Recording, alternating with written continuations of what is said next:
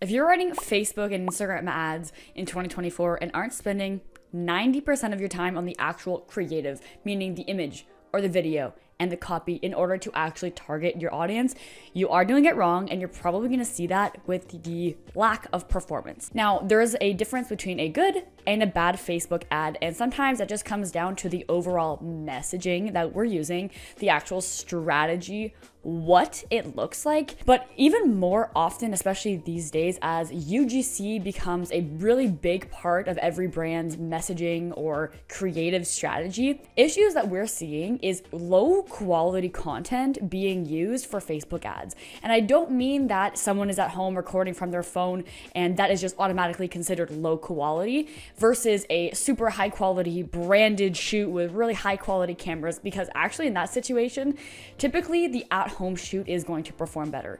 But let's say we get more into UGC where it's user generated content. There is a difference between good quality and bad quality, and this all comes down to the visual and kind of auditory aspects of that individual video. Now, luckily in this video, I'm actually going to help you and guide you through video guidelines when it comes to UGC content. So whether you are the one who's actually creating the video, or you're maybe the brand or the marketing director and you're sending this to a creator, that creator should have a list of guidelines that they need to follow so that one, you can actually edit this video, or maybe they can edit this video in a way that is ready to go for Facebook ads. But two, ideally, you can repurpose this content so that in the future you can reuse it, but also it follows these guidelines so that it's overall an actually good video. And just a little sneak peek, what I mean by that is that you don't have a dishwasher running in the background. You don't have neighbors who are yelling outside or a dog barking. This content should still feel relatively high end,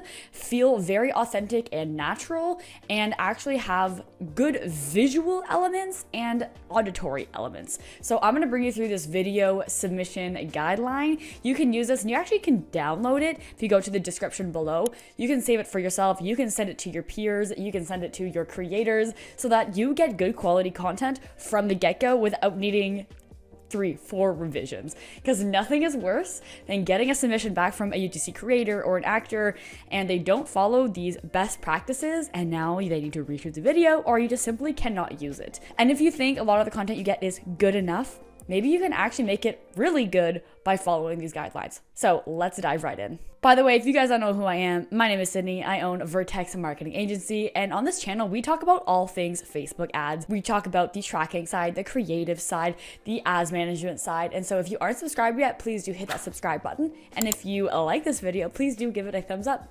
All right, so let's dive right in. This is our video submission guideline. And again, like I said, you can either use this for yourself, if you're the one creating the video, or you can send this to your creators, to your actors, to your marketing agency so that they actually have this and they can share it with their team. So let's start off with number one, and I will definitely see the difference between an amateur and a more intermediate, or I guess advanced UGC creator or actor, is their ability to memorize a script and make it seem natural. So my number one rule is no reading and keeping it natural, because what I do not want to see is this. Hey everybody, my name is Sydney and I am the host of Vertex Marketing Agency, and on this channel we talk, you see my eyes move? There's nothing I hate more than seeing someone read a script inside of a video that is supposed to look like user-generated content. If we think about the way people act on TikTok or even just on Instagram Reels, we're getting a very authentic, natural vibe from them that they pick up their phone, they wanted to record a video, and while they might have a structure in mind, they're not reading across the screen. Often you'll even see their eyes go kind of side to side, because that's how a normal person would talk. So even if you send over a script to a creator, they absolutely should not be reading. The only exception to this might be if they have a teleprompter where they keep the text all the way in the left side of the screen, right beside, if they're using the front camera, right beside the camera, so that we can't really see their eyes go side to side, or if maybe it is in the background, but when you see your eyes look above the camera, or when you see it go side to side even just on the camera, you can always tell that someone's reading, and this gives off a fake vibe. It does not feel authentic, it does not feel natural, and it just really just doesn't invite people to actually trust you. The more natural we can make it seem, that's ultimately what people are going to want to watch. And I actually catch myself doing this all the time. When I see someone almost look like a real authentic video, although it still needs to follow a certain structure, I actually watch the ad. When I see people reading, that automatically turns me off and I don't want to watch it. So if you're going to give any advice to your creators, make sure they are not reading the script and that they should be memorizing it. Secondly, frame it right. So I always recommend creators to record in a full 9:16. That way we can edit it for stories or for reels, or they want to use it on TikTok, they can with that full format. However, it's really important to keep that content within the 4:5 frame. And this is because on Facebook, videos automatically typically get cropped to 4:5. Sometimes they don't, but a lot of the times they do get cropped to 4:5. On Instagram as well, in the newsfeed, although they are rolling out even more and more content that is full 9:16, often ads do end up appearing as 4:5. So we can have the full 9:16, but make sure that the face, the text, the content, the everything fits within the 4:5 format. And that's actually really, really important.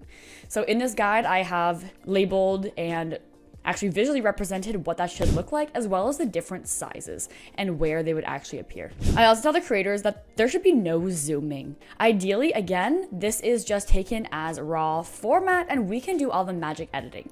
However, in some cases, some UGC creators or actors, depending on their role, their expertise, they actually offer video editing.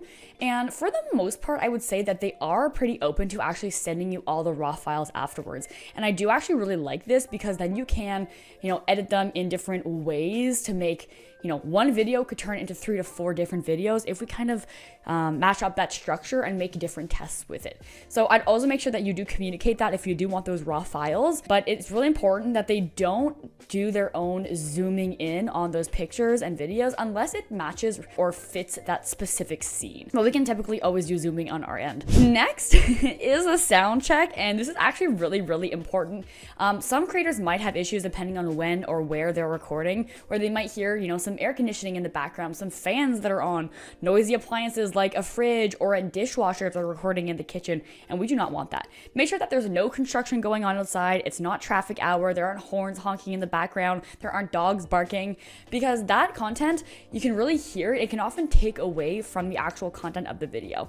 In some cases, that might make it seem more natural, but again, in especially advertising, we do want to make this seem like it is a lot more kind of upscale. These are money that you're going to be paying to the platform in order to get out to people. So the crisper and higher quality that content can seem, especially like auditorily, is going to be really important. Now, the second thing that I mentioned here is make sure that if you are using different angles, different shots, and we're doing, a face shot and then adding some B-roll, that there is at least one clip or one audio file that has the full length of that video spoken, so that we don't hear different types of sound from different mics or environments.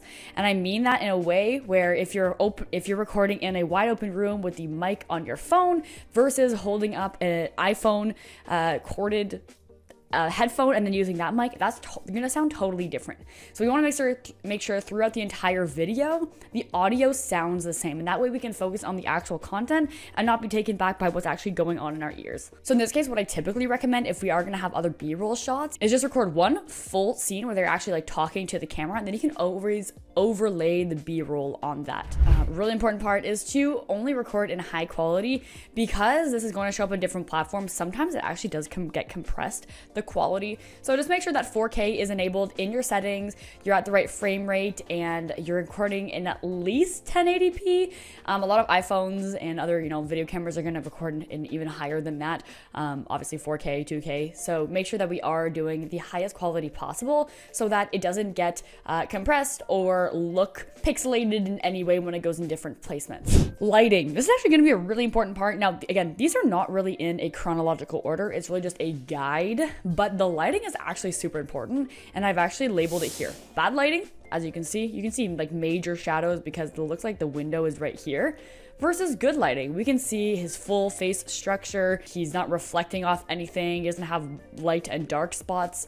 So the light source should always be relative to the camera and the subject. So we have a light, we have a camera, and we have a subject here. Now, it's important that depending on the time of day that you're recording, that a natural light coming in might be a little bit too aggressive. For example, if I open up my curtain right now, on some days this might look perfectly fine, but for a YouTube video, I don't want to see this light shining through. I'm contrasting it with my lights on the side here, but I actually just fully shut this as to not take away from the actual light coming in front of me right here. Also, no filters or color grading. Now, we don't want any filters on there, especially if you're going to be using that as like repurposed content. This also can sometimes degrade the quality. And so we just want the regular, real content with no filter, no color grading whatsoever. Also, I do recommend trying to keep a logo-free wardrobe, not wearing, branded clothing or things with big logos on it. A little bit of branding is not too bad, but try to keep it, especially if it is for a clothing brand. You don't want to be wearing other things as well. And then finally is keeping a clean and aesthetic background. I would say this also is a very, very important factor. We want it to be neat, aesthetic, and it shouldn't take away from the main content. So you can see here I've added 2 examples. One background that I would say is a little bit too bland. It looks unnatural. You can obviously see that he's in the corner of a room and the lighting is so strong. There was a very strong shadow behind him. And this overall, there's a lot of reflection that comes off the color and might even distort the color as well of this, in this case, the satin shirt or the clothing that you're using. Also, in this one, you can see that the background is far too busy. It actually takes away, the red background takes away from the actual beauty of the suit that he's wearing. And this green carpet adds so much color. Our eyes are really drawn in a lot of different places with the, different colored suits in the background, also on kind of different angles. While our video content might actually be really good, visually there's so much going on and our brains are almost like overstimulated. Unfocuses us from the main content of the video. So you want to make sure that your background looks aesthetic, it looks natural. If you're a UGC creator and you don't have a background, upgrade it. Get some wallpaper, add some ambient lighting, move your bedroom around if you're recording in a bedroom, clean up a corner of your house that you're going to be recording in. The background, although not the main focus point, is also really important because it gives the entire vibe of the video. So you want to make sure it matches actually what you're saying and giving off a very natural aesthetic. So there we have it. Remember, always have fun. Let your creators have their personality shine through. If they feel, and this is kind of a tip for any marketing directors or agency owners, if you pass over a script to a UGC creator, I typically always ask them, do you feel like this is something that you'd say? Do you feel like it resonates with you? Are there any words in here that you might change or that you would say? And I typically already know the, kind of the vibe of that creator based on their videos or their portfolio that I'm looking at, but I always double check and I allow them to adjust some things. Now, I definitely like to follow this certain structure. If I have multiple hook options, then I want to make sure that they, say that exactly, but I'm always open to suggestions based on what that creator is going to feel the most natural saying. At the end of the day, we want to make sure that they are giving off a very natural and authentic type of vibe, so I make sure to double check with them. But aside from that, this guide right here, one, is downloadable. You can go to the description below and download it yourself, and you can use it, you can save it, keep it on your computer, keep it on your browser, add it as a favorite so that you can reference it when you are looking at videos. You can send it to creators when you need new videos, or if you're the creator, if you want to try editing, these are elements that you absolutely need to have/not have. I hope this video helped. Let me know if you have any questions in the comments section below. In the future, I might update this based on things that I see need to be improved. But so far, this is really the key things that we are looking for, and I hope it helps you in your video creation as well. Good luck, and I'll see you in the next video.